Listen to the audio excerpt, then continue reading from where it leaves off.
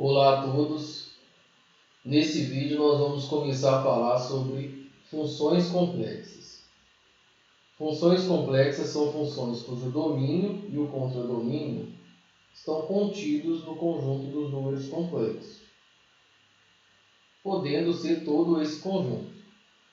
Por exemplo, f de z igual a z2 mais 1 é um exemplo de uma expressão que define uma função complexa.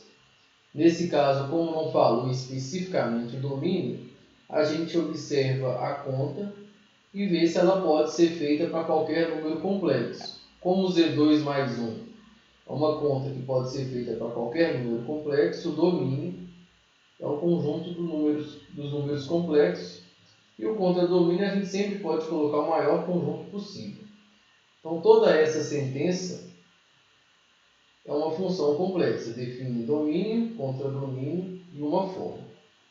Bom, se a gente quer, por exemplo, calcular f de 1 mais i, a imagem do ponto 1 mais i, basta jogar na fórmula e fazer a conta.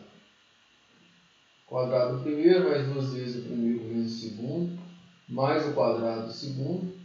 Aqui vai cortar i2 com i, vai ficar 1 mais 2i. Observe que geometricamente esse ponto ele é o ponto 1,1 e esse ponto é o ponto 1,2. Se a gente quisesse representar graficamente que a imagem do ponto 1,1 é o ponto 1,2, a gente ia precisar de duas coordenadas para representar 1,1 e duas coordenadas para representar 1,2, 4 coordenadas. E é impossível representar 4 coordenadas num gráfico. Por isso que funções complexas a gente não estuda e visualiza gráficos de funções complexas. Para funções complexas, o que vai ser possível fazer é representar num plano um conjunto de pontos do domínio e fazer um outro plano para representar o conjunto da imagem. Então, nesse caso, eu poderia fazer isso, representar 1,1 e representar 1,2. Então, a gente não estuda geometricamente gráficos de funções complexas, porque a gente não consegue visualizar. Mas a gente desenha lá no domínio, lá no plano complexo, o domínio e desenha também em outro plano complexo a imagem, e aí a gente consegue visualizar geometricamente a função. Quando a gente faz esse estudo geométrico das funções complexas, elas vão receber o nome de transformações complexas, ou seja, nada mais são do que funções complexas, mas a gente está estudando ali a geometria envolvida através das funções. Isso nós vamos fazer depois. Por enquanto, nós vamos tratar da parte mais teórica de funções. Bom, uma função complexa pode aparecer de outras maneiras, além da expressão da fórmula na variável z, que é o jeito que apareceu aqui em cima. Eu explicito qual é a fórmula na variável z. Uma outra maneira que as funções podem aparecer é em termos da parte real e imaginária. Então, suponha essa função f de c em c, tal que f de z é igual a x2 mais y2 mais i vezes 4xy. Observe que na expressão da função do lado direito, ao invés de aparecer a variável complexa z, o que apareceu ali são as letras x e y que indicam parte real e parte imaginária de z. Então, se eu quero fazer nesse caso f de 1 menos 2i, por exemplo, o que eu vou jogar na fórmula é x igual a 1 e y igual a menos 2.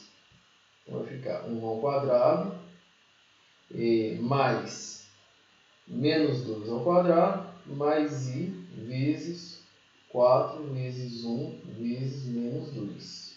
Pronto. Vai ficar 1 mais 4, que é igual a 5. E aqui vai ficar menos 8. 5 menos 8i. Pronto. Então, elas podem aparecer desse segundo jeito. Então, vou numerar os jeitos aqui. Primeiro jeito, segundo jeito. Bom, esse segundo jeito, de uma maneira geral, ele é dessa forma. F de z. E aí, a parte real é uma expressão de variáveis x e y, de duas variáveis. Então, u de x, y. E a parte imaginária é uma expressão de x e y também. Vou chamar de v de x, y.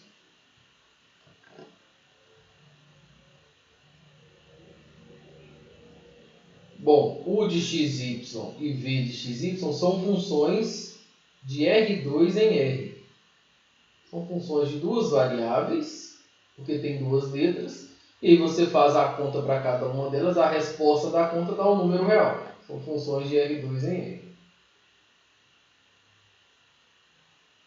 E elas têm nome. U e V são chamadas de parte real e parte imaginária da função complexa f. Então, f de z, U.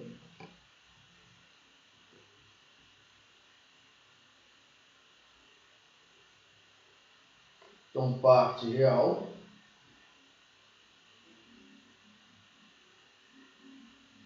e parte imaginária.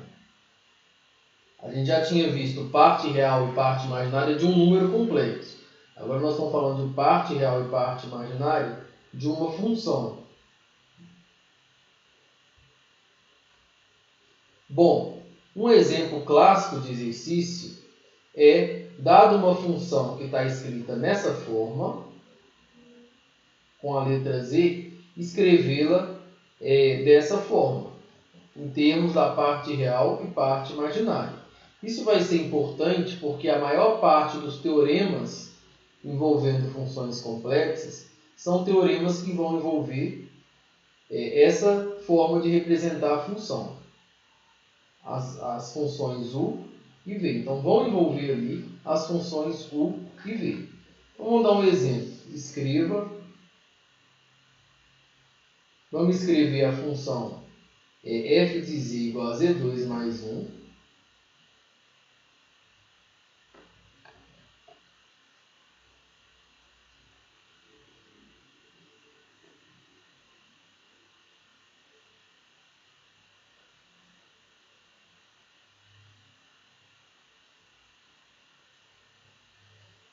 Nessa forma. Então, seria em termos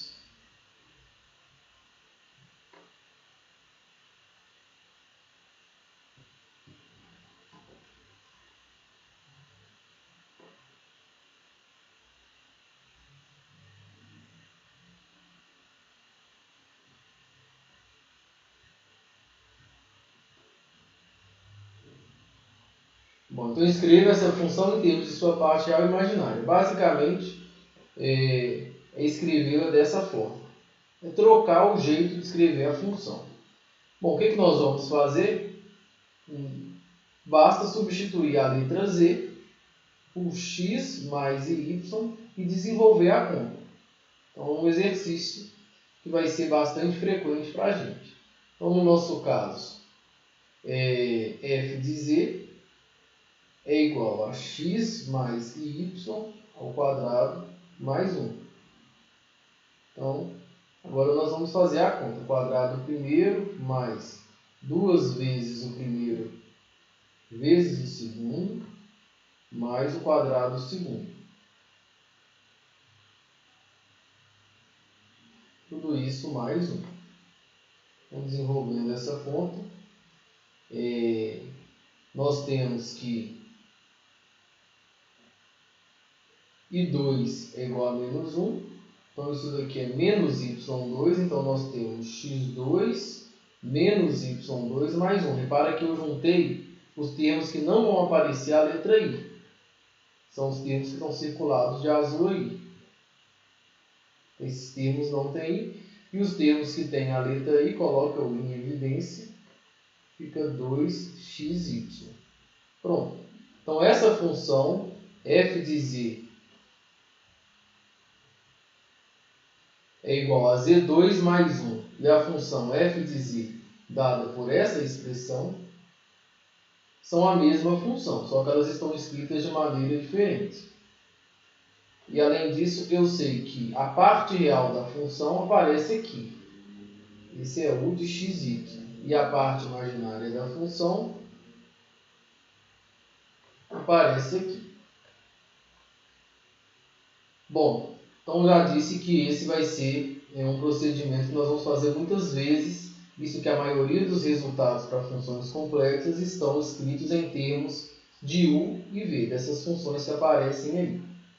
Bom, existe mais um jeito de representar função complexa, que é em termos que é utilizando o raio e o argumento. Então, por exemplo, se aparece assim f de z igual a R2 mais seno θ mais I R θ, é uma função complexa cuja expressão está dada na direita. E a expressão a gente vai precisar do argumento e do raio. Dessa forma que apareceu, ainda não é uma função, porque essa expressão aqui, do lado direito, é uma expressão multivalente.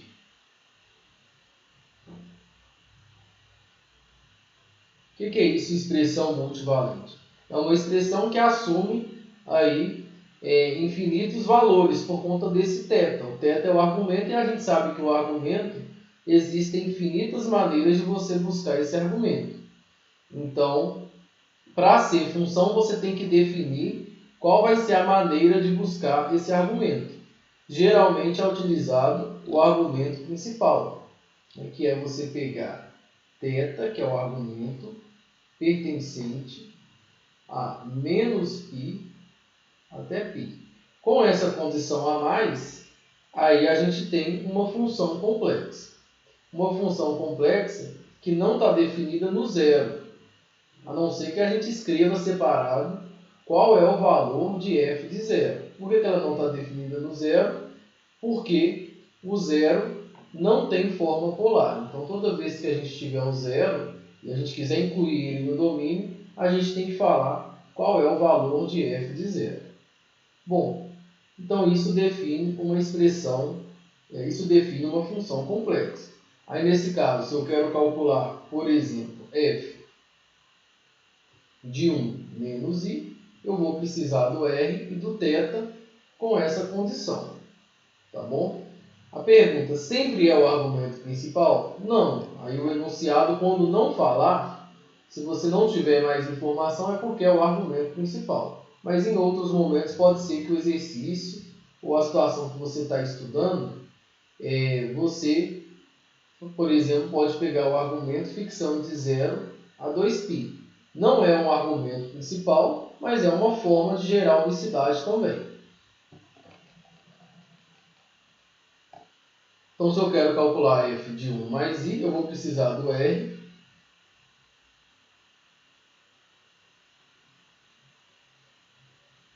Nesse caso, o r é raiz de 2. E vou precisar do θ. Aí a gente sabe que tangente de θ é igual a menos 1. E nós estamos falando, nós estamos no quarto quadrante. Quarto quadrante porque x é positivo e o y é negativo. Então, usando a calculadora, θ é igual a arctangente de menos 1. Nesse caso, θ é igual a menos 45 graus, que é igual a menos π sobre 4. Bom, e esse θ é igual a menos π sobre 4 já está dentro desse intervalo que foi definido para definir a função.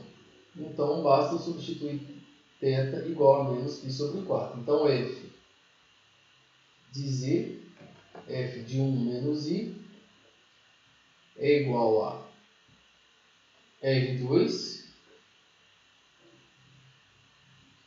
mais seno de menos π sobre 4 mais i vezes r, que é raiz de 2, vezes menos π sobre 4. Pronto. Então ficou 2. Seno de menos π sobre 4 é menos raiz de 2 sobre 2, mais i vezes menos raiz de 2π sobre 4.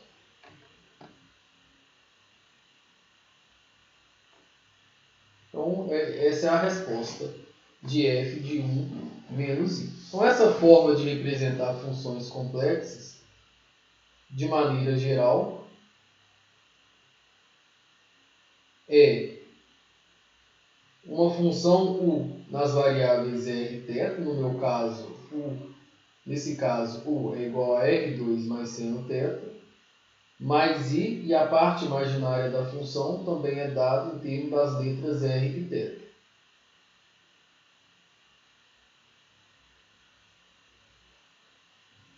Bom, essa forma de representar, ela geralmente é utilizada quando as funções exigem na expressão o cálculo envolvendo r e θ. Por exemplo, a raiz quadrada principal é uma função que vai ser definida em termos de r e θ, porque a própria raiz quadrada principal é definida em termos de r e θ. Então, um exemplo, já que eu falei, a função raiz quadrada principal, f de z é igual a gente tira a raiz quadrada do raio